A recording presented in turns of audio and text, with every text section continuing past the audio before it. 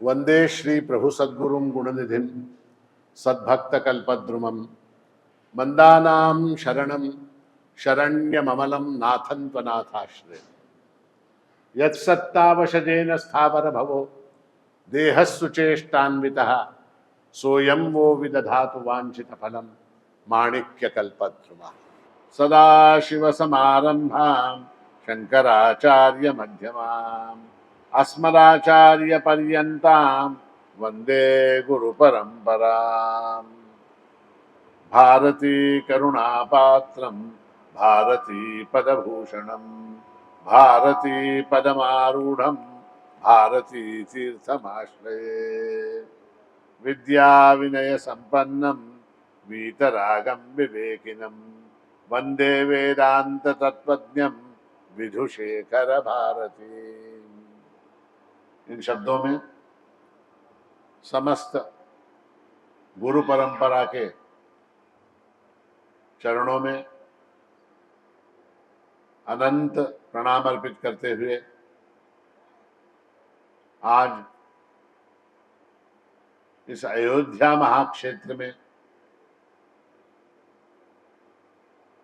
इस श्रृंगेरी शंकर मठ के परिसर में शंकर जयंती के उपलक्ष्य में आयोजित इस सभा को संबोधित करते हुए मुझे अतीव आनंद की अनुभूति हो रही है। हम लोग यहाँ भगवान शंकराचार्य के जन्मोत्सव को, उनकी जयंती को मनाने के लिए एकत्रित हुए हैं और जैसा कि व्यवहार में भी हम देखते हैं कि जब किसी का जन्मदिवस होता है तो हम उस व्यक्ति को कुछ न कुछ भेंट अवश्य देते हैं। फूल देते हैं, कुछ लोग चॉकलेट देते हैं, कुछ लोग केक देते हैं। अगर प्रत्यक्ष रूप से नहीं भी दे पाए तो व्हाट्सएप के माध्यम से चित्र भेज देते हैं, चित्र, फूलों के चित्र भेज देते हैं, केक का चित्र भेज देते हैं। इस तरह से हम अपने प्रेम को अभिव्यक्त करते हैं। उस व्यक्ति के प्रति हमारा जो प्रेम है उस प्रेम को हम अभिव्यक्त करते हैं। अब यहाँ जन्म दिवस जो है वो आचार्य श्री का है और उनके जन्म दिवस के उपलक्ष्य में उन्हें हम क्या भेंट दे सकते हैं। तो मेरी दृष्टि में उनके जो उपदेश हैं, उनका जो साहित्य है, उनकी जो रचनाएं हैं, उनके मनन चिंतन से बढ़कर और कोई भेंट और कोई उपहार नहीं हो सकता। क्योंकि भगवत पूज्यपाद श्रीमद शंकराचार्य ने जिन स्तोत्रों की रचना की, जिन प्रकरण ग्रंथों की रचना की, भाष्यों की रचना की, वो सब उन्होंने किसके लिए किया, ये प्रश्न। वो स्तोत्र, वो भाष्य, वो प्रकरण ग्रंथ जो उन्होंने अत्यंत परिश्रम पूर्वक लिखे, वो किसके लिए लिखे। तो हम जैसे, आप जैसे साधारण साधकों के लिए, उनके आध्यात्मिक मार्ग को प्रशस्त करने के लिए, उनके मोक्ष मार्ग को प्रशस्त करने के लिए आचार्य श्री ने अपने भाष्यों की रचना की, अपने प्रकरण ग्रंथों की रचना की और अपने स्तोत्रों की रचना की। उन स्तोत्रों के कुछ अंशों को पढ़कर, समझकर,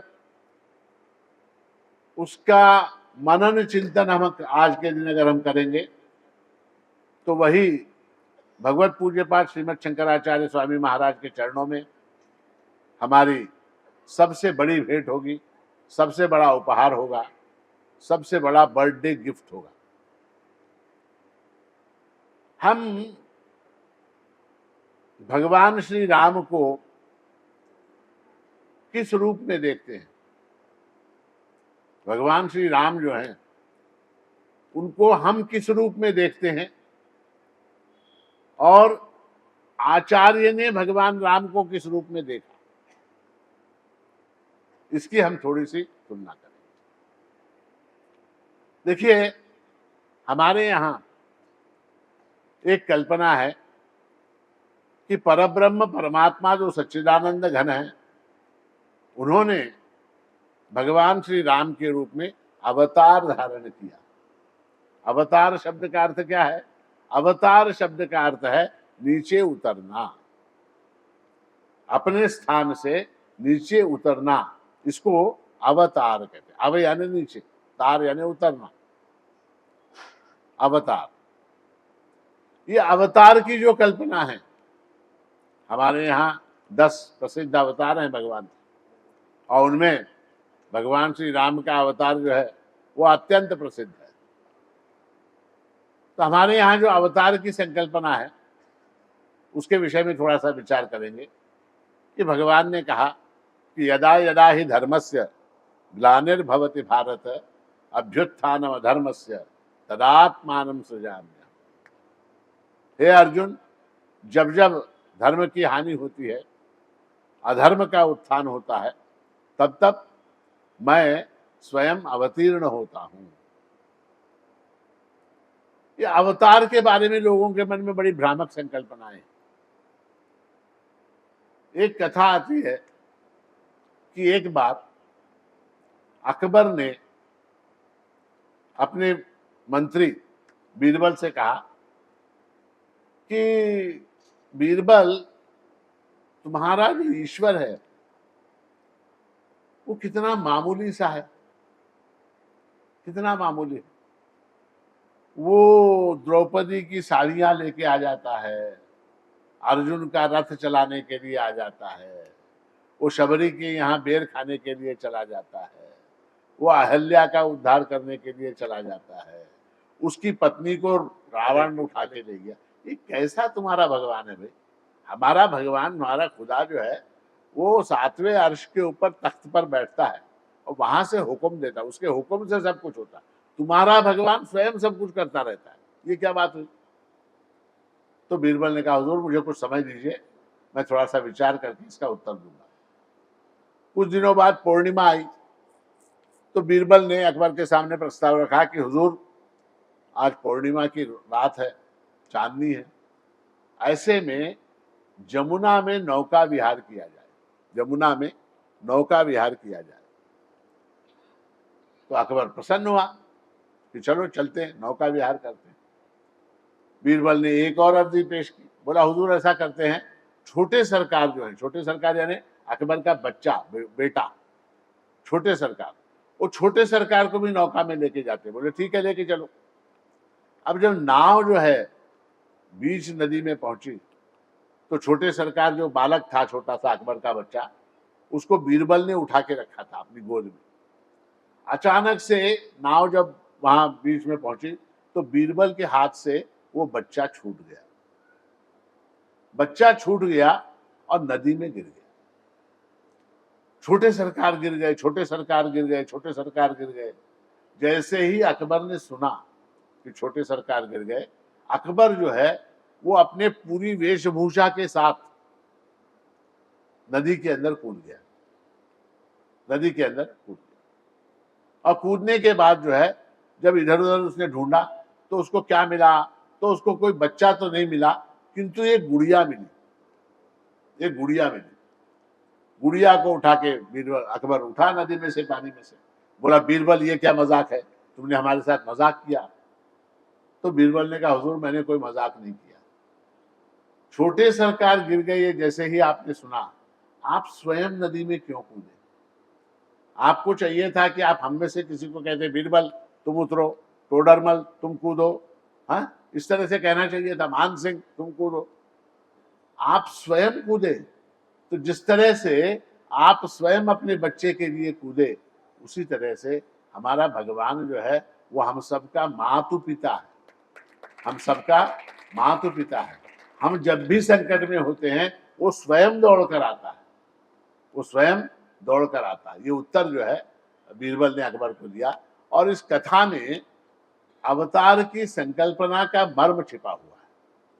भगवान अवतार धारण करते हैं और यहाँ इस अवधपुरी में, इस अयोध्या में भगवान श्री राम के रूप में अवतीर्ण हुए और उन्होंने यहाँ इस भूमि पर लीला की। और उसके बाद बड़े आनंद का विषय यह है कि हम हिंदुओं का जो सपना था 500 वर्षों का, वो यहाँ पूर्ण हुआ। और यहाँ पर जो है भगवान रामलला जो है वो अत्यंत वैभव के साथ आज यहाँ विराजमान है। हमने उनके दर्शन किए, आज बड़ा सौभाग्य रहा हमारा। तो ऐसा भगवान का सगुण साकार स्वरूप जो है वो अयोध्या में यहाँ उपस्थित है। अब प्रश्न ये उठता है कि क्या भगवान केवल अयोध्या में है? क्या भगवान जो है वो केवल अयोध्या में है अथवा अन्यत्र भी है? तो उसमें हमारा वेदांत शास्त्र, अद्वैत वेदांत शास्त्र ये कहता है कि भगवान सर्वत्र हैं। भगवान श्री राम सर्वत्र हैं और सर्वत्र में अयोध्या भी आती है, इसलिए अयोध्या में भी है। भगवान श्री राम अयोध्या में ही है नहीं, भगवान श्री राम अयोध्या में ही है ऐसा नहीं है। भगवान श्री राम अयोध्या में भी है। ईश्वर सर्वभूतानां हृद्देशेर्जुन तिष्ठति भ्रामयन् सर्वभूतानि यंत्रारूढ़ानि मायया। भगवान ने गीता में अर्जुन को उपदेश दिया 18वें अध्याय में। क्या कहते हैं? कहते हैं कि ईश्वर सर्वभूतानां हृद्देशेर्जुन तिष्ठति। वो परमात्मा जो है प्रत्येक मनुष्य के, प्रत्येक प्राणी के हृदय प्रदेश में रहता है। हृद्देशे, हृद्देशे अर्जुन तिष्ठति। और वहां रह के करता क्या है? भ्रामयन् सर्वभूतानि, सारे भूतों को नचाता है वो। रामायण यानी क्या? नचाता है, अपने अपने कार्य करने के लिए उनको प्रेरणा देता है, उनको प्रचोदित करता है। भ्रामयन् सर्वभूतानि, किस प्रकार? यंत्रारूढ़ानि मायया, जिस प्रकार जो है यंत्र चलता है, जैसे पंखा चलता है, पंखे पर सवार होकर विद्युत शक्ति जो है उस पंखे को घुमाती है। पंखे पर सवार होकर विद्युत शक्ति उस पंखे को घुमाती है। उस तरह से वो राम जो है ना, वो मेरे आपके सबके हृदय में रहकर हमारे देह को सचेतन बनाता है। ये क्या है? ये तन है। ये जो देख रहे हैं ना आप, ये तन है। इसको चेतन कौन बनाता है? चेतन। इसको चेतन जो है वो राम बनाते हैं। ईश्वर सर्वभूतानां हृद्देशेर्जुन तिष्ठति। ऐसा ये जो परमात्मा है उसका ये सगुण साकार रूप हमने यहां देखा। भगवत पूज्य पाठ श्रीमद शंकराचार्य ने उस परमात्मा के सगुण साकार रूप से हटकर उसके निर्गुण निराकार रूप को भी देखा। हम क्या हैं? हमारी दृष्टि केवल उस राम लला तक सीमित है। यद्यपि वो इतने सुंदर हैं, इतने मतलब मोहक हैं कि कोई भी हो जाए तो उसकी मति वहां जाकर भ्रष्ट हो जाती, मतलब वो मोह में जो है फंस जाता है। किंतु केवल उस विग्रह मात्र में भगवान राम है, ऐसा मानना जो है वो शास्त्र की दृष्टि से गलत है। परमात्मा सर्वत्र है, परमात्मा सर्वत्र है, किंतु विशेष रूप से वो उस विग्रह में विद्यमान है। जैसे हवा सर्वत्र होती है, हवा जो है वो सर्वत्र होती है, किंतु सर्वत्र बहने वाली हवा का उपयोग जो है हम टायर में हवा भरने के लिए नहीं कर सकते।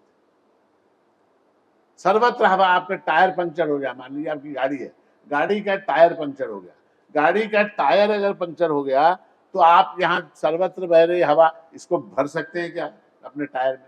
नहीं भर सकते, नहीं भर सकते। वो हवा भरने के लिए उस विशिष्ट स्थान पर, जहां पर वो विशिष्ट यंत्र लगा हुआ है, उस स्थान पर जाकर यहाँ सर्वत्र बहने वाली जो हवा है उसको उस यंत्र के माध्यम से हम अपने टायर में भरते हैं। उसी तरह से सर्वत्र व्याप्त जो परमात्मा है, उस सर्वत्र व्याप्त परमात्मा को प्राप्त करने के लिए वो विशेष रूप से जहां विद्यमान है, कहाँ? अयोध्या। इस अयोध्या नगरी में, उस मंदिर में रामलला विराजमान जो विराजमान है, तो उनकी शरण में जाकर उनको वहीं से प्राप्त किया जा सकता है। और आप सब सौभाग्यशाली हैं, कुछ लोग तो आप अयोध्या के वासी हैं, कुछ लोग अयोध्या दर्शन के लिए आए हमारे जैसे। तो जो भी भगवान राम के इस विग्रह का दर्शन करने के लिए यहाँ अयोध्या में पधारे हैं, उनके अनेक अनेक अनेक जन्मों के सुकृत का, उनके अनेक अनेक जन्मों के पुण्य के फल के रूप में भगवान का दर्शन होता है, अन्यथा नहीं होता, सबको नहीं होता। तो हम लोग बात कर रहे थे कि भगवत पूज्यपाद श्रीमद शंकराचार्य की दृष्टि में भगवान राम का रूप, गीता में भगवान ने कहा है, अवजानन्ति मां मूढ़ा मानुषीं तनुमाश्रितं परं भावमजानन्तो मम भूत महेश्वरम्। अवजानन्ति मां मूढ़ा मानुषीं तनुमाश्रितम्। मूढ़ लोग जो है, मूढ़, आप जानते हैं मूढ़ किसको कहते हैं? मूढ़ उसको कहते हैं पीएचडी इन मूर्खता। मूर्खता में जिसने पीएचडी की हो उसको मूढ़ कहते हैं। वो मूढ़ जो है अवजानंती, जानते हैं, क्या जानते हैं? मानुषीम तनुमाश्रितम, मुझको केवल मनुष्य के रूप में जानते हैं। कौन? मूढ़ लोग। मूढ़ लोग मुझे केवल एक मनुष्य के रूप में जानते हैं। 2 हाथ है, 2 आंख है, 2 पैर है, पीतांबर धारण कर रखा है, कंधे पर कोदंड धनुष है, इसी रूप में जानते हैं। अवजानन्ति मां मूढ़ा मानुषीम तनुमाश्रितम परम भावमजानन्तः मम भूत महेश्वरम।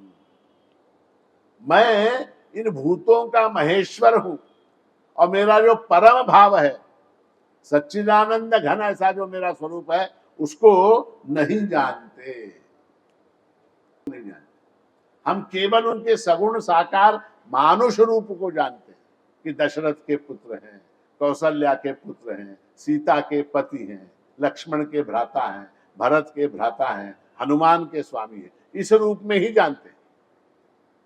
किंतु जो परम भाव है उनका, इससे बढ़कर ऐसा जो उनका सच्चिदानंद घन स्वरूप है, उसको हम लोग नहीं जानते। उसको जानने के लिए एक दृष्टि चाहिए। वैसी दृष्टि आचार्य के पास थी, भगवत पूज्यपाद श्रीमद शंकराचार्य के पास। इसलिए उन्होंने एक स्तोत्र की रचना की और उस स्तोत्र में उन्होंने भगवान श्री राम के सगुण रूप का, उसके साथ साथ उनका जो निर्गुण निराकार ऐसा रूप है, अत्यंत व्यापक विभु ऐसा रूप है, इन दोनों रूपों को उन्होंने उस स्तोत्र में बांधा है। आचार्य क्या कहते हैं, देखिए।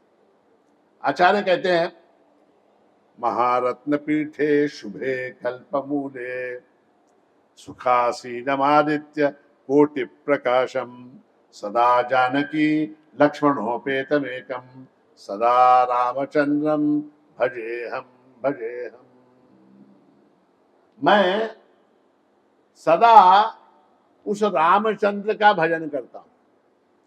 सदा रामचंद्रम भजेहम भजेहम, अहम भजे रामचंद्रम भजे। सदा सर्वदा मैं उस रामचंद्र का भजन करता हूं। वो कैसे हैं? महारत्न पीठे शुभे कल्पमूले, रत्नों के सिंहासन के ऊपर विराजमान है। रत्न का सिंहासन, और उस सिंहासन के ऊपर विराजमान है।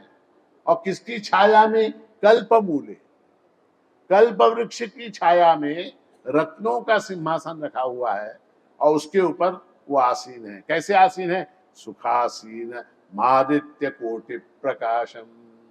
सुखासीन है, अत्यंत आनंद से विराजमान है।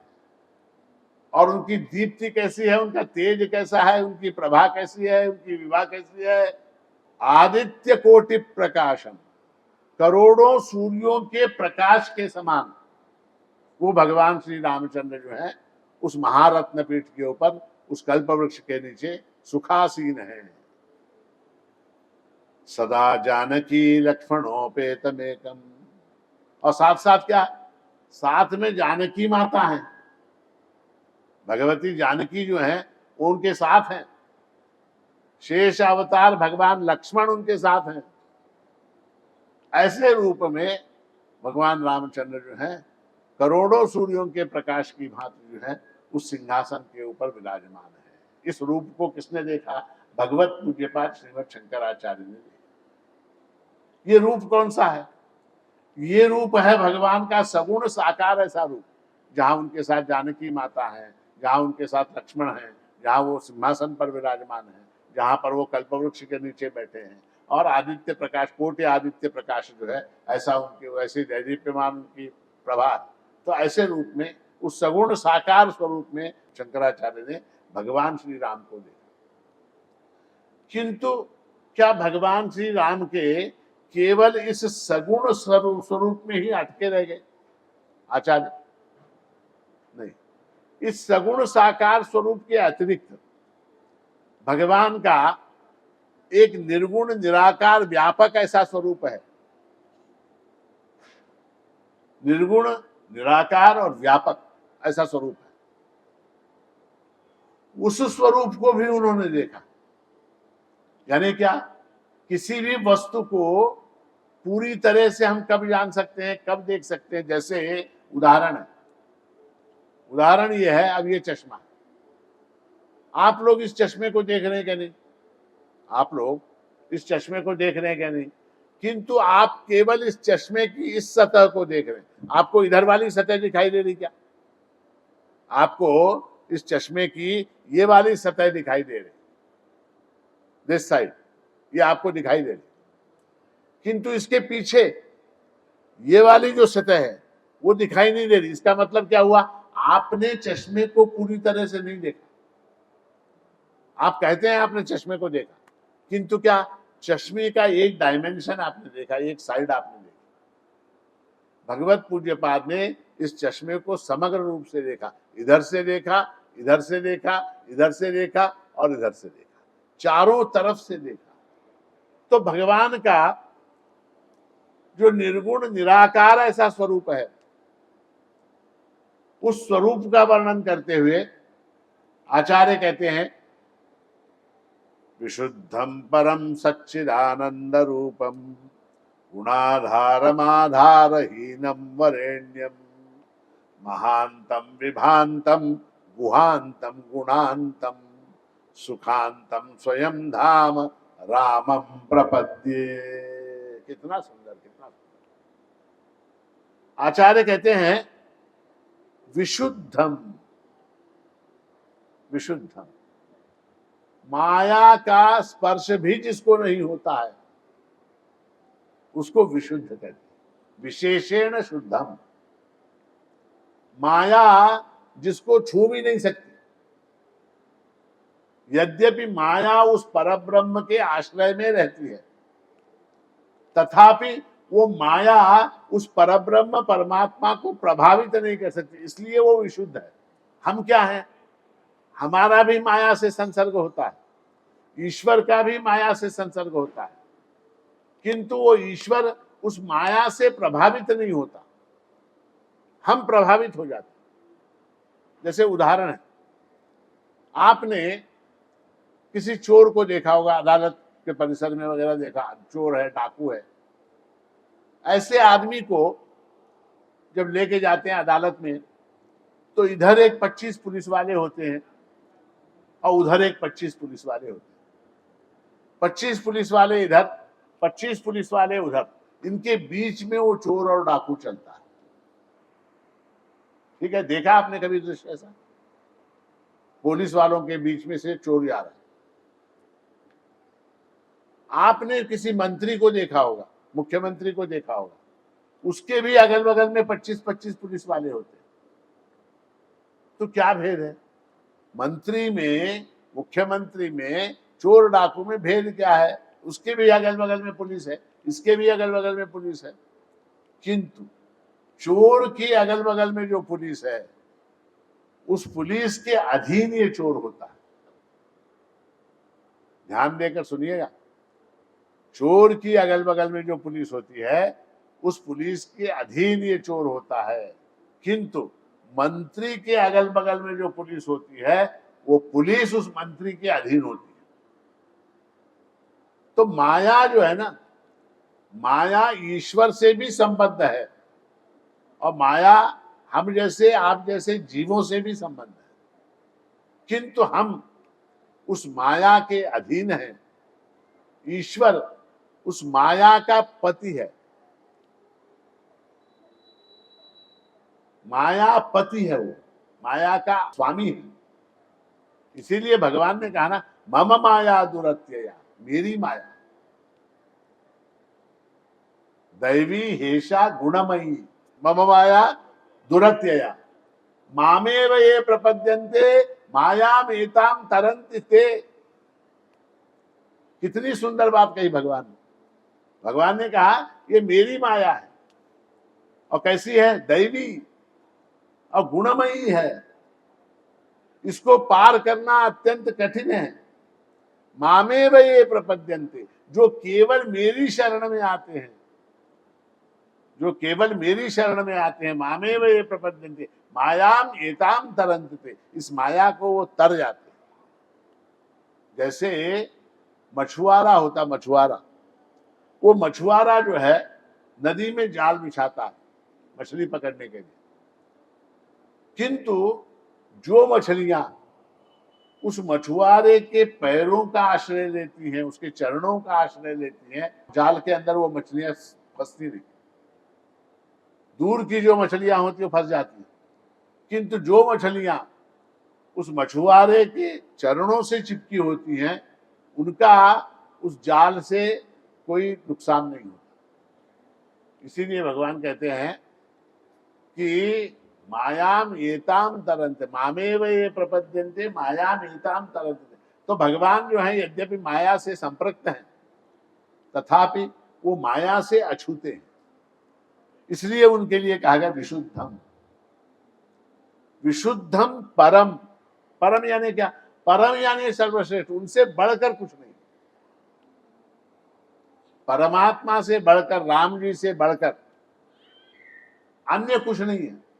उन्होंने स्वयं कहा गीता में, मत्तः परतरम नान्यत् किंचिदस्ति धनंजय, मयि सर्वमिदं प्रोतं सूत्रे मणिगणा इव। मुझसे बढ़कर इस जगत में अन्य कुछ नहीं है। मैं कैसा हूं? सूत्रे मणिगणा इव, जिस तरह से माला, सूत्र में माला पिरोई जाती है, धागे में माला पिरोई जाती है, उस तरह से संसार की प्रत्येक वस्तु के अंदर मैं हूं।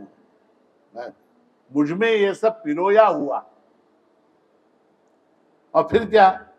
विशुद्धम परम सच्चिदानंद रूपम। भगवत पूज्य पाठ श्रीमद आचार्य ने राम को सच्चिदानंद रूप में जाना।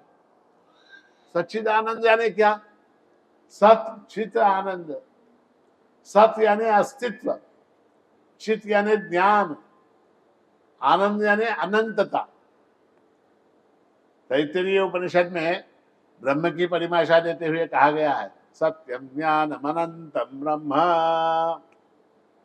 ब्रह्म कैसा है? सत्स्वरूप है, चित स्वरूप है और अनंत स्वरूप है। थोड़ा सा सच्चिदानंद रूप को समझिए, मैं संक्षेप में समझाने का प्रयत्न करता हूं। सत यानी क्या? सत यानी किसी भी काल में, किसी भी काल में, तीनों कालों में जिसका बाध न होता हो, जो नष्ट न होती हो, उसको सत कहते हैं। उसी को अंग्रेजी में एग्जिस्टेंस कहते हैं। जगत की कोई भी वस्तु, उसके अंदर नाम और रूप में परिवर्तन हो सकता है, किंतु उस अस्तित्व को समाप्त नहीं किया जा सकता। किसी भी वस्तु के अस्तित्व को समाप्त नहीं किया जा सकता। विज्ञान ने भी कहा, matter can not be created nor can it be destroyed. Matter को, पदार्थ को आप उत्पन्न नहीं कर सकते, उसी तरह से पदार्थ को, मैटर को आप नष्ट भी नहीं कर सकते। जैसे सोना है, उस सोने को आप सोना लेके उससे अंगूठी बना सकते हैं, अंगूठी को तोड़ सकते हैं, सोने को नहीं तोड़ सकते। अंगूठी को तोड़ सकते, अंगूठी को तोड़ के उससे माला बना सकते हैं, उससे झुमका बना सकते हैं, उससे कुछ और बना सकते हैं, किंतु अंगूठी को तोड़ सकते हैं, सोने को नहीं तोड़ सकते। क्यों? सोना उसका अस्तित्व है, उसका एग्जिस्टेंस है। तो सत यानी अस्तित्व। हमारे आप में सबके अंदर अस्तित्व है क्या नहीं, हमारे अंदर एग्जिस्टेंस है क्या नहीं? तो आप बोलेंगे है। क्यों? क्योंकि मैं हूं, इस बात को मैं जानता हूं। यहां कोई ऐसा है जो नहीं है? यहां पर कोई ऐसा है जो ये कहे कि मैं नहीं हूं? हर व्यक्ति है। जगत की प्रत्येक वस्तु है के रूप में प्रतीत होती है। तो अस्तित्व यानी क्या? अस्तित्व यानी सत्ता। उसके बाद क्या? चित्त। चित्त यानी ज्ञान। हमको सबको जो है प्रत्येक वस्तु के अंदर चित्त यानी ज्ञान, ज्ञान यानी उसको क्या कहेंगे? Awareness, consciousness. वो प्रत्येक वस्तु के अंदर है, मेरे अंदर भी है। मैं जो बोल रहा हूं समझ कर बोल रहा हूं, आप जो सुन रहे हैं समझ कर सुन रहे हैं। वो जिस शक्ति से, जिस चेतन शक्ति से आप समझते हैं, उसका नाम चेतना है, उसका नाम चित्त है। तो सत, चित्त और तीसरा है अनंत। अनंत यानी क्या? अनंत यानी आनंद, असीम। ऐसा परमात्मा का स्वरूप है। और वो कैसे हैं परमात्मा? विशुद्धम परम सच्चिदानंद रूपम गुणाधारम। सारे गुणों के वो आधार हैं। जितने भी गुण हैं, सत्व रजत तम, इन तीनों गुणों के वो आधार हैं। और स्वयं कैसे हैं? आधारहीन, गुणाधारम आधारहीनम। वो स्वयं आधारहीन, उनको किसी आधार की आवश्यकता नहीं। वरेण्यम, वरेण्य ने क्या? अत्यंत श्रेष्ठ है। महानतम, महानतम यानी क्या? महानतम यानी सबसे बड़े, उनसे बड़ा अन्य कुछ नहीं। बृहत्तमत्वात् ब्रह्म, वो ब्रह्म है। ब्रह्म यानी क्या? बड़े। कितने बड़े? कितने बड़े? श्रुति ने ब्रह्म को ब्रह्म कहा, बृहत्तमत्वात् ब्रह्म का, बड़ा होने के कारण उसको नाम दिया ब्रह्म। कितना बड़ा ये नहीं बताया। कितना बड़ा ये क्यों नहीं बताया? इसलिए नहीं बताया क्योंकि कितना बड़ा ये बताते तो ब्रह्म छोटा हो जाता, सीमित हो जाता। लिमिटलेस, अनंत ऐसा ब्रह्म है। महानतम, उसके बाद क्या? महानतम विभांतम। वो ब्रह्म कैसा है? प्रकाश रूप है। उसके प्रकाश में हमको ज्ञान होता है। हमको जो ज्ञान होता है वो सारा ज्ञान कैसे होता है? उसके प्रकाश में होता है। किसके प्रकाश में? उस राम के प्रकाश में होता है। सच्चिदानंद ब्रह्म के प्रकाश में मुझको सारी वस्तुओं का ज्ञान हो जाता है। गुहांतम, गुहांतम क्यों कहा? गुहांतम इसलिए कहा क्योंकि हृदय रूपी गुहा के अंदर रहते हैं वो। परमात्मा यद्यपि सारे शरीर में विद्यमान है, शरीर के बाहर भी विद्यमान है, किंतु विशेष रूप से वो हृदय रूपी गुहा में रहते हैं, इसलिए उनको गुहांतम कहा। और गुणांतम, गुणांतम यानी क्या? गुणांतम यानी गुणों का अंत जहां हो जाता हो।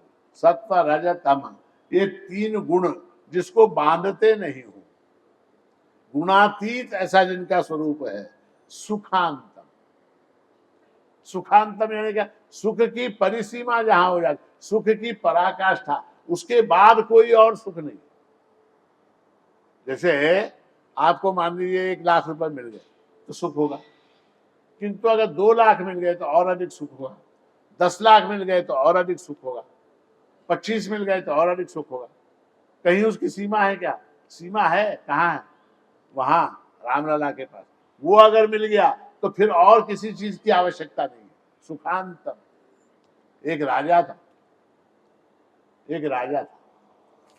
उस राजा ने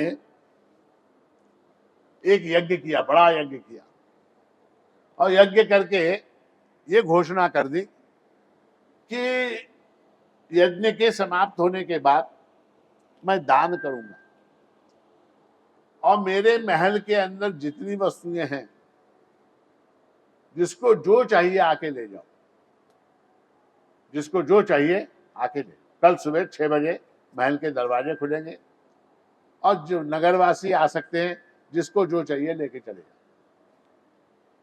सब लोग बड़े प्रसन्न हुए, नगर के लोग। महल का दरवाजा रात में बंद था, पर लोगों ने रात से ही दरवाजे के ऊपर कतार लगा दी। कल सुबह महल के अंदर मैं जाऊंगा और राजा के घर में कुर्सियां सोफा वगैरह बड़े बढ़िया बढ़िया है, मैं वो सोफा 2-4 उठा के ले जाऊंगा। एक ने कहा राजा के घर में कूलर एसी वगैरह बढ़िया बढ़िया है, मैं ले जाऊंगा। एक ने कहा राजा के घर में पर्दे बड़े अच्छे हैं, मैं लेके जाऊंगा। एक ने कहा राजा के घर में बर्तन सोने चांदी के हैं, तो बर्तन उठा के ले जाऊंगा। एक ने कहा घोड़े ले जाऊंगा, एक ने कहा हाथी ले जाऊंगा। उसने कहा कि राजा के घर में दासियां बड़ी सुंदर सुंदर है, उनको लेके जाऊंगा। तो इस तरह से अनेक लोगों ने अनेक प्रकार की कल्पनाएं की और दरवाजे के ऊपर भीड़ लगा के, जमघट लगा के बैठ गए। सुबह 6 बजे दरवाजा खुला। जैसे ही दरवाजा खुला, नगर के लोग महल में घुस गए। किसी ने पर्दा पकड़ लिया, किसी ने सोफा पकड़ लिया, किसी ने डाइनिंग टेबल पकड़ लिया, किसी ने कूलर पकड़ लिया, किसी ने एसी पकड़ लिया, किसी ने कुछ पकड़ लिया, किसी ने कुछ पकड़ लिया। सब लोगों ने अपनी अपनी पसंद की चीजें, ये बोला ये मैं लूंगा, ये मैं लूंगा। तभी एक छोटी बच्ची 5 साल दौड़ते हुई आई और उसने क्या किया आपको मालूम? उसने राजा को पकड़ लिया। उस बच्ची ने राजा को पकड़ लिया।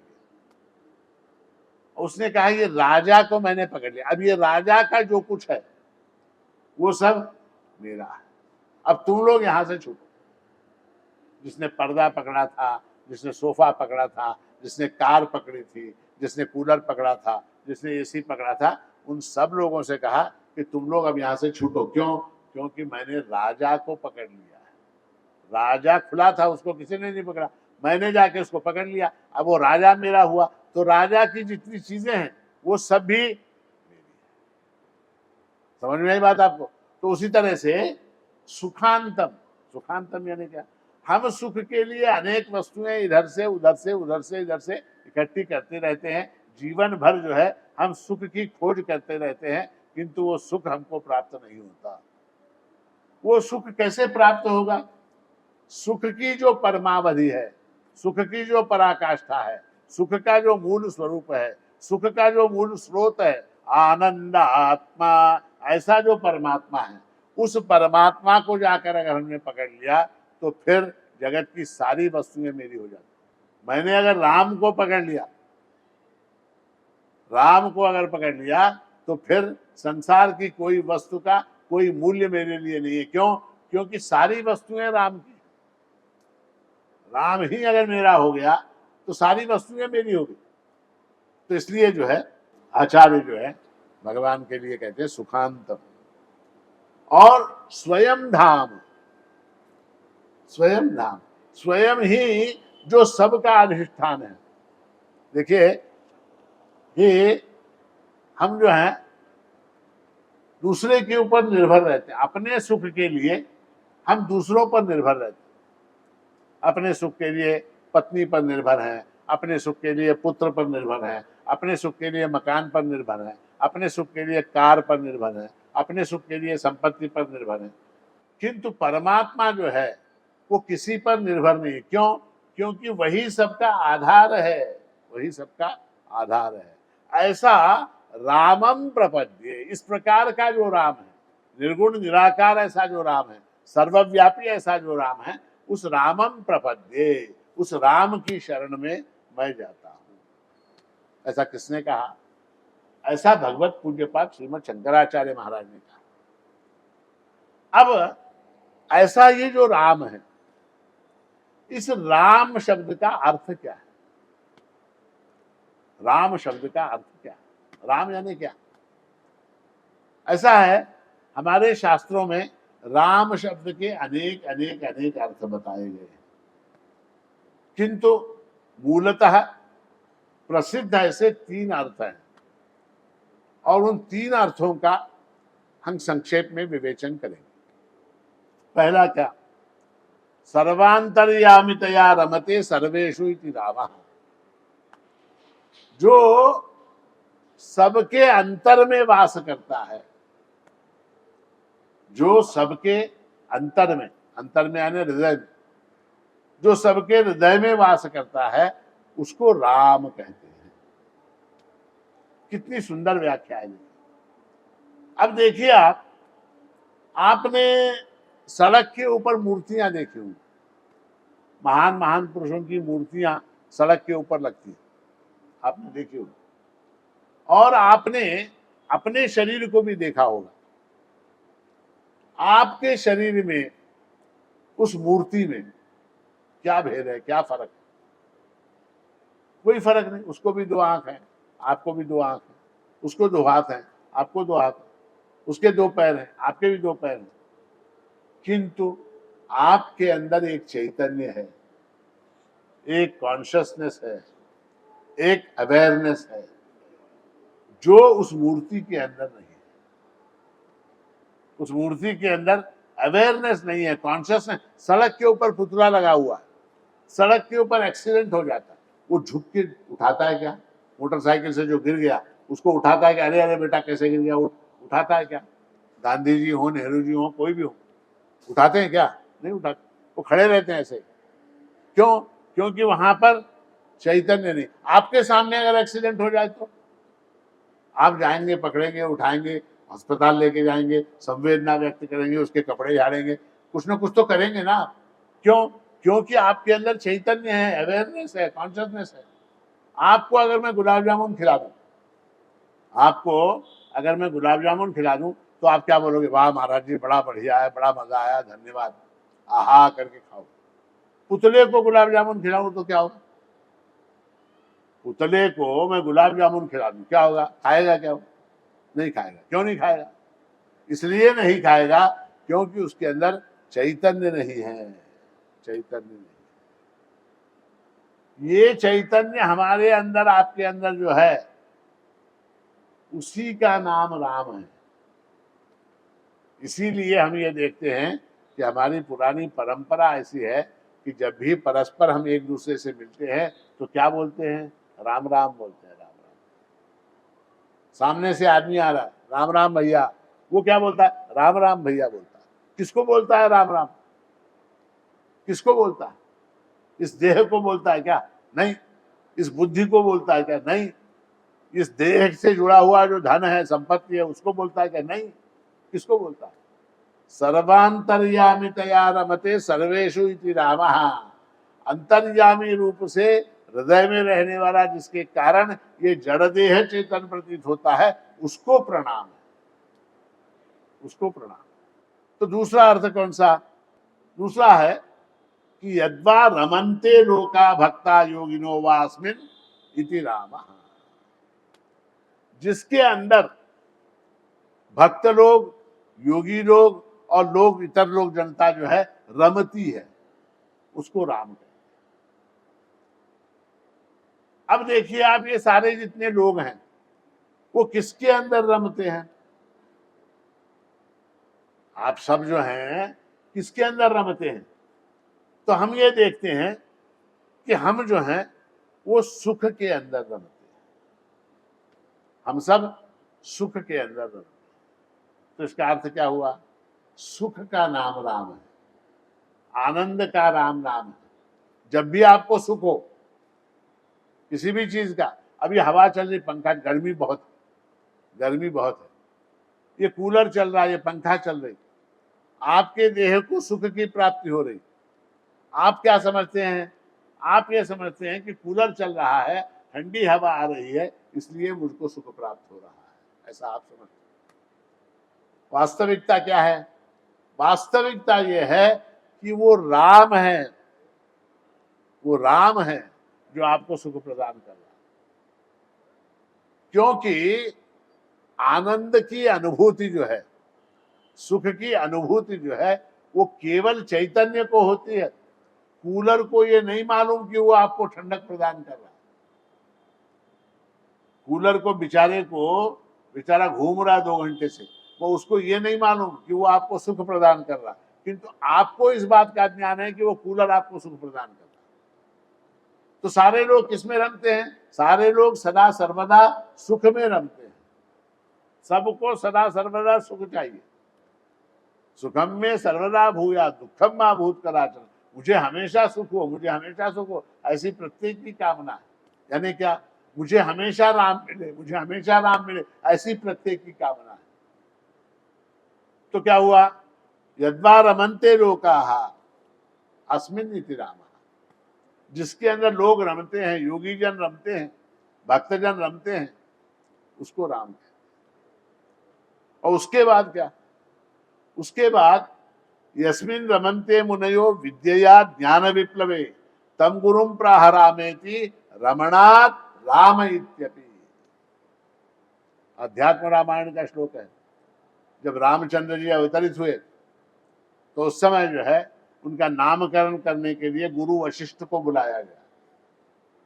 तो उन्होंने कहा कि ये रमयति लोकान भक्तान इति रामः, ये सबको रमाने वाला है, ये सबको रमाने वाला है, इसलिए इसका नाम राम है। समझ में आ रही बात है? संक्षेप में इसका अर्थ क्या है, राम शब्द का अर्थ क्या है? राम जो है वो सच्चिदानंद घन ऐसा आनंद स्वरूप है जिसके अंदर लोग रमते हैं, वो आत्म स्वरूप है जिससे ये देह चेतन हो जाता है। इस प्रकार से भगवत पूज्यपाद ने भगवान श्री राम के निर्गुण और सगुण दोनों रूपों का वर्णन इस भुजंग प्रयास स्तोत्र में किया।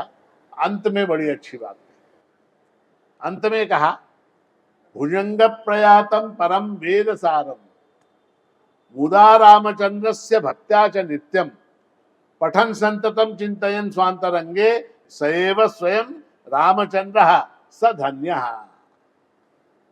कितनी ऊंची बात कह दी, कितनी बड़ी बात है।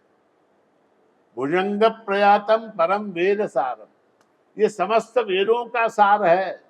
भगवान श्री राम के स्वरूप का जो वर्णन है वो मामूली बात नहीं है, वो क्या है, वो वेदों का सार है, सार।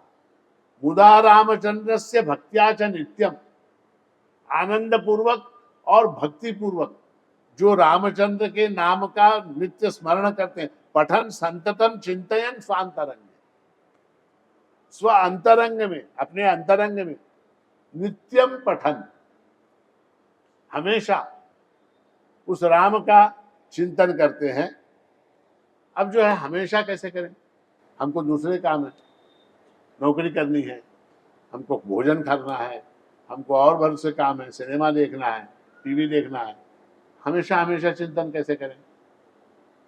तो शास्त्र ने कहा कि सदा सर्वदा जो है परमात्मा का चिंतन करना आसान है। कैसे आसान है? जिस प्रकार हम गाड़ी चलाते हैं, कार चलाते हैं, कार चलाते समय हमारा ध्यान कहाँ होता? हमारा ध्यान रोड पर होता। उसके साथ साथ हम क्या क्या करते हैं? पानी पीते हैं, बिस्कुट खाते हैं, पॉपकॉर्न खाते हैं, इधर उधर की बातें करते हैं, गाने सुनते हैं, हाँ, उधर की बिल्डिंग देखते हैं, इधर की बिल्डिंग देखते हैं, फोन आता है तो बात कर लेते हैं। इतना सब कुछ काम करते हुए भी ध्यान कहाँ होता है? हमारा रोड पर। उसी तरह से जीवन के जितने भी व्यवहार हैं आप करो, आपको कोई मना नहीं करे। नौकरी करो, कामकाज करो, कारोबार करो, धंधा करो, आपको जो करना है करो, किंतु ध्यान जो है वो सतत सतत जो है मुदा रामचंद्र से भक्त्या च नित्यम, आनंद पूर्वक जो है उस परमात्मा का चिंतन होता रहना चाहिए। देखिए हमारा जो मन है उसकी दो सतहें हैं, एक को कहते हैं कॉन्शियस माइंड, एक को कहते हैं सब कॉन्शियस माइंड। चेतन मन, अवचेतन, ये व्यवहार में भी आप देखते हैं। देखिए जब किसी का आपको फोन आता है तो आप बड़े आदर से प्रेम से उसके साथ बात करते हैं, है ना? आप बड़े आदर से बात करते हैं, प्रेम से, हाँ जी बोलिए, क्या हुक्म है, कब बहुत दिन हुए, मुलाकात नहीं हुई, इस तरह से बात करते हैं। ये कौन बात कर रहा? ये आपका सचेतन मन बात कर रहा है। किंतु अवचेतन मन जो है वो क्या करता है? वो कहता है इसने अब क्यों फोन किया, ये क्यों फोन कर रहा है, ये आदमी, ये बार बार मुझे परेशान कर रहा है। सब कॉन्शियस माइंड बोलता बार बार परेशान कर रहा है, और कॉन्शियस माइंड जो है हेलो जी, नमस्ते जी, आप कैसे हैं, हाउ इज एवरीथिंग, मीठी मीठी बातें करता है। ठीक है, तो दो लेवल हो गए, दो स्तर हो गए। उसी तरह से मन के ये दो स्तर हैं। सचेतन मन जो है वो संसार का काम करे, किंतु अवचेतन मन जो है वो सदा सर्वदा क्या पठन संततम चिंतयन स्वांतरंग, सदा जो है परमात्मा का चिंतन होता रहे। और फिर इसका क्या फल बताए, इससे लाभ क्या होगा, इसका लाभ क्या? तो कहते हैं सएव स्वयं रामचंद्र स धन्य। इस प्रकार जो राम का ध्यान करता है वो स्वयं राम बन जाता है। इससे ज्यादा और आपको क्या चाहिए? हमारी मनोकामना क्या, हमको धन मिले, हमको पुत्र मिले, हमको पत्नी मिले, हमको नौकरी मिले, हमको अमुक मिले, हमको तमुक मिले, इस तरह से हमारी मनोकामनाएं हैं। किंतु अगर कोई आपसे कहे कि आप राम बन जाए, राम, उससे बड़ा क्या होगा? सएव स्वयं रामचंद्र स धन्य। इस स्तोत्र के पठन का लाभ आचार्य ने बताया कि स्तोत्र का आनंद पूर्वक परमात्मा का चिंतन जो करता है इस पठन के द्वारा, वो स्वयं रामचंद्र स्वरूप बन जाता है। राम होउनि राम गारे, हमारे प्रभु महाराज ने भी कहा। तो रामायण का एक प्रसंग है कि सीता मैया जो है वो अशोक वाटिका में रावण की कैद में थी, बंदी थी। कहाँ? अशोक वाटिका। वहां उनकी रक्षा के लिए पहरे पर कुछ राक्षसी स्त्रियां थी। उनकी जो हेड कांस्टेबल थी उसका नाम था त्रिजटा। उस राक्षसी का नाम क्या था? त्रिजटा। त्रिजटा क्यों था? क्योंकि जनरली महिलाएं जो हैं चोटियां जो बांधती हैं बालों की, वो या तो एक बांधती हैं दो बांधती। बालों की चोटियां जो बांधती हैं महिलाएं, वो महिलाएं एक चोटी बांधती हैं या दो बांधती। ये त्रिजटा जो थी वो तीन चोटियां बांधती। कैसी दिखाई देती होगी बेचारी त्रिजटा। तो रावण ने इनको इंस्ट्रक्शंस दिए थे, ये कहा था कि किसी भी तरह से सीता के मोराल को डाउन करो, हतोत्साहित करो उसको। सीता को ऐसा कर दो कि वो परास्त हो जाए। वो सतत राम राम राम राम करती है, वो राम राम करना बंद करवा दो उसको। सीता अशोक वाटिका में बैठकर रामचंद्र जी का ध्यान करती थी, सतत राम राम राम राम राम राम। तो त्रिजटा एक दिन आई, उसने कहा सीता से, अरे पगली, तुझे मालूम है राम राम राम राम करने का फल क्या होता? सीता ने कहा क्या होता? तो तू राम बन जाएगी। तू क्या हो जाएगी? राम हो जाएगी। तू राम हो जाएगी यहाँ अशोक वाटिका में, और वहां तुझको ढूंढने वाला एक और राम घूम रहा है, दो दो राम हो जाएंगे। फायदा क्या? फायदा क्या हुआ? वो भी राम तू भी राम, फायदा क्या हुआ? सीता जोर से हंसी, बोली पागल मैं नहीं त्रिजटा, पागल तू है। बोले कैसे?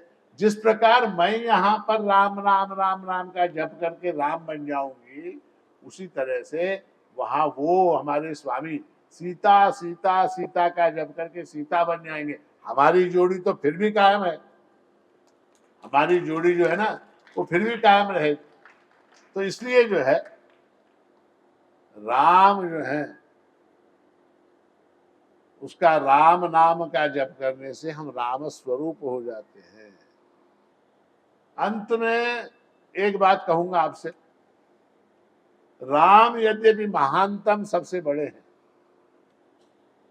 किंतु राम से भी बढ़कर कुछ है। अब तक मैंने क्या प्रतिपादन किया कि राम से बड़ा कुछ नहीं, राम सबसे बड़े हैं। किंतु अब अंत में मैं ये कहना चाहूंगा कि राम से भी बड़ा कुछ है। क्या है?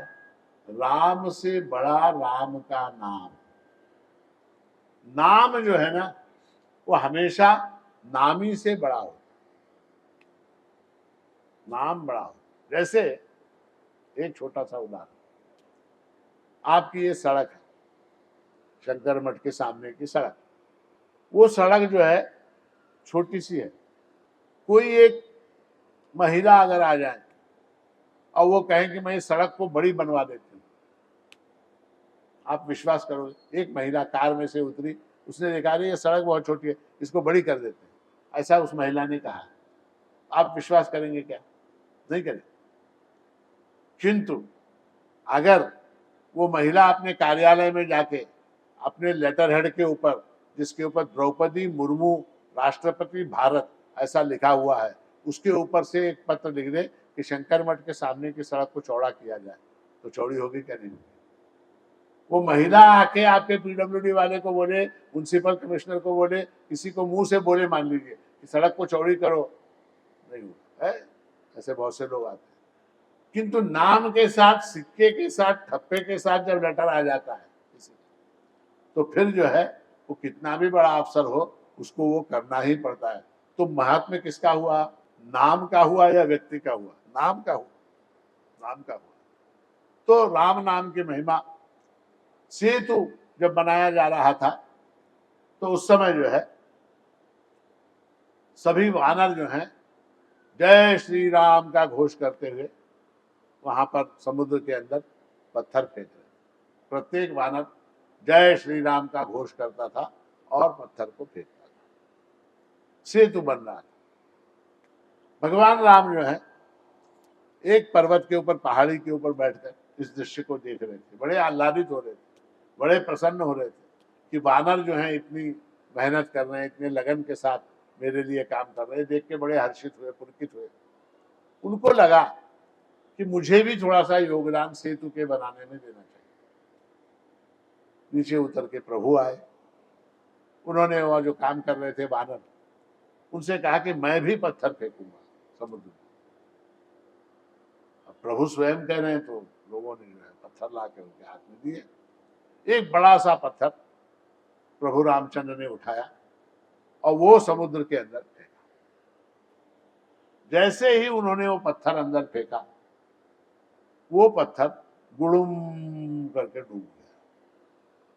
वानर जो पत्थर फेंक रहे थे वो पत्थर तैर रहे थे। प्रभु ने जो पत्थर फेंका वो डूब गया। दूसरा पत्थर मंगवाया। हो सकता है कुछ टेक्निकल गलती हुई हो, तो दूसरे पत्थर को लेके उन्होंने वो वाला पत्थर भी फेंका। वो भी डुड़ुम करके पानी के अंदर डूब गया। अब क्या करें? समस्या हो गई। वानर पत्थर फेंक रहा, तैर रहा, और स्वयं स्वामी प्रभु जो है रामचंद्र पत्थर फेंक रहे, वो डूब रहे। समस्या हो गई। अब क्या करें? किसको बुलाया जाए? ऐसी समस्या जब उत्पन्न हो जाती है तब जो बुद्धिमान है उसको बुलाया जाता है। मनोजवम मारुत तुल्य वेगम जितेंद्रियम बुद्धिमताम वरिष्ठम। बुद्धिमानों में जो अत्यंत श्रेष्ठ है, बुद्धिमान है, सर्वश्रेष्ठ ऐसे बुद्धिमान है, ऐसे हनुमान जी को बुलाया गया। बोले हनुमान, ये तुम्हारे वानर पत्थर फेंकते हैं, समुद्र के ऊपर तैर रहे, और मैं फेंकता हूं तो डूब रहे, क्यों? तो हनुमान जी ने बड़ी विनम्रता के साथ उत्तर दिया, प्रभु उसके दो कारण हैं। बोले क्या कारण है? पहला कारण ये, ध्यान से सुनिए, पहला कारण ये, जो आपके हाथ से छूटा वो डूबा, जिसको आपने छोड़ दिया वो डूब गया। बोले दूसरा कारण क्या? तो दूसरा कारण हनुमान जी ने सकुचाते हुए उत्तर दिया कि प्रभु आपने पत्थर फेंकने से पहले जय श्री राम कहा था क्या? अब बोले मैं कैसे बोलूंगा जय श्री राम, तुम लोग बोलो, मैं कैसे बोलूं? बोले आपने बोला नहीं, इसलिए जो है वो पत्थर डूब। मुस्कुराए भगवान, मुस्कुराकर जो है अपने स्थान पर जाकर बैठ गए।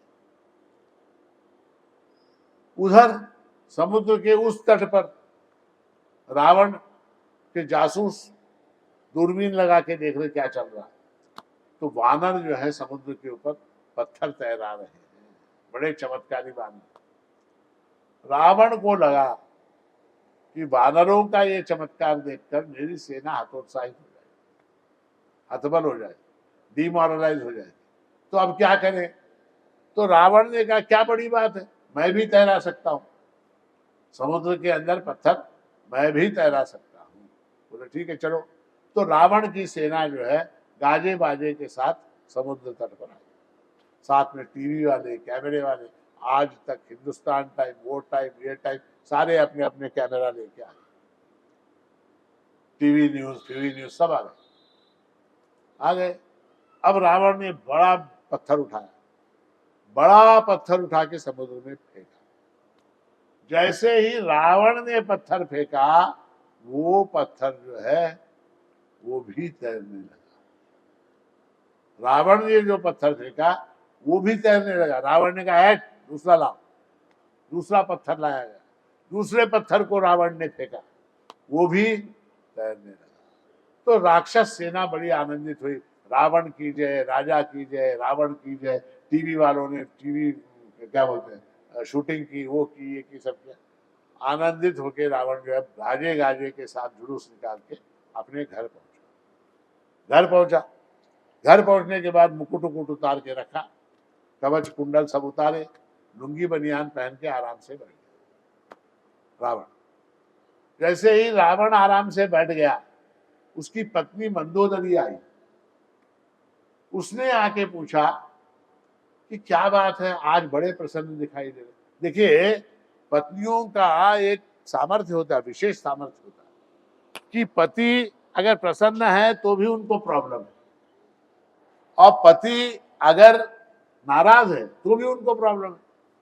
तो मंदोदरी ने पूछा, बोले क्या बात है, आज बहुत प्रसन्न। बोले ऐसा काम करके आया हूं, ऐसा काम मैं करके। बोले क्या काम करके? समुद्र के ऊपर पानी में पत्थर तैरा के आया हूं मैं। तुम्हारा पति रावण समुद्र में पत्थर तैरा के आया हूं। मंदोदरी ने कहा इम्पॉसिबल, ये आप नहीं कर सकते। बोले क्यों नहीं कर सकता? लगाओ टीवी, लगाओ, देखो सब तरफ वायरल होगा। टीवी लगाओ, आज तक लगाओ, आज तक के ऊपर दिखा रहा है रावण पत्थर फेंक रहा, वो समुद्र में तैर रहे। बोले देखो। मंदोदरी ने कहा वो टीवी वाले कुछ भी दिखाए, किंतु मुझे विश्वास नहीं होता। अब मुझे एक बात बोला, ये कैसे किया बताओ, तुमने ये कैसे किया? समुद्र के ऊपर, पानी के ऊपर पत्थर तुमने कैसे तैरा? ये बताओ। रावण ने आए, मेरी शक्ति है, मेरी ताकत है, मेरा सामर्थ्य है, वो सब मुझे मालूम। शक्ति कितनी है, ताकत कितनी है, सामर्थ्य कितना है, सब मुझे मालूम, किंतु तुमने कैसे किया ये बताओ। तुम्हें महादेव की शपथ है। जैसे ही महादेव की शपथ कहा, रावण पिघल गया। बताता हूं, मैं तुम ये वचन दो कि तुम किसी को नहीं बताओ।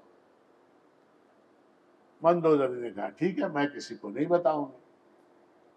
रावण ने उसको बुला के कान में कहा, मंदोदरी के कान में कहा कि देखो, वो पत्थर फेंकते समय मैंने भी मन ही मन जय श्री राम कहा था। मन ही मन ही मन मैंने भी जय श्री राम कहा था, इसलिए वो पत्थर तैरा।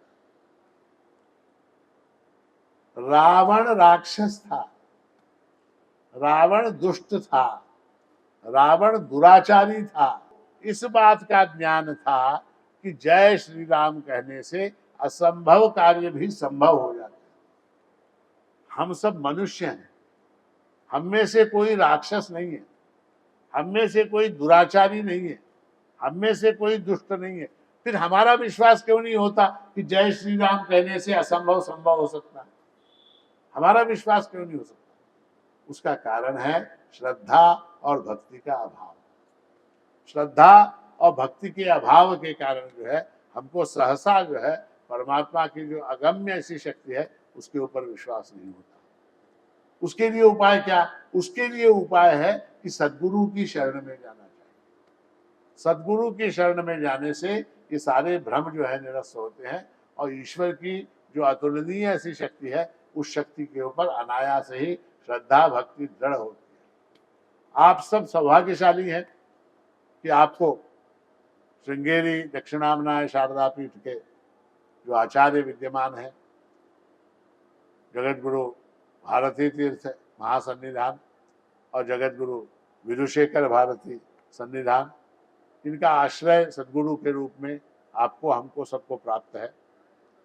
उनकी शरण में जाने से हमारे सारे भ्रम जो हैं वो दूर होंगे। और राम का जो स्वरूप है, जैसा आचार्य ने देखा, सगुण साकार स्वरूप, निर्गुण निराकार स्वरूप, दोनों स्वरूपों का जो है दर्शन हमको होगा। इस विश्वास के साथ, और मुझे ये बताते हुए आनंद हो रहा है कि शंकर जयंती के निमित्त से इस प्रवचन मालिका को आयोजित करने का आदेश जगत गुरु श्री श्री विधुशेखर भारती स्वामी महाराज ने दिया। तदनुसार मैं यहाँ अयोध्या में आया। आपने जिस प्रेम के साथ, जिस आदर के साथ, जिस श्रद्धा भक्ति के साथ हमारा आदर सम्मान किया, सत्कार किया, आतिथ्य किया, उस सब के लिए आप सबका अभिनंदन करते हुए, आपके हृदय में बसे हुए श्री राम को नमन करते हुए अपनी वाणी को विराम देता हूँ। अवधूत चिंतन श्री गुरुदेव दत्त। बोलो मेरे साथ, सियावर रामचंद्र की जय।